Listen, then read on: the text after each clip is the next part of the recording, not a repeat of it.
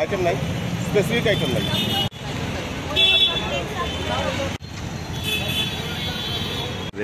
আজকে হচ্ছে যারা আনঅথরাইজ যে একটা পার্কিং হইতেছে সেই পার্কিংয়ে আমরা এসপি ট্রাফিকের তরফ এবং ট্রান্সপোর্ট এবং এমসি তিনও পক্ষ আমরা যৌথভাবে পূজার আগে যাতে এই রাস্তাটাতে ক্লিয়ার থাকে, আনঅথরাইজ যাতে পার্কিং যারা আছে তাদেরকে আমরা অনেকবার আমরা অ্যাওয়ারনেস করছি।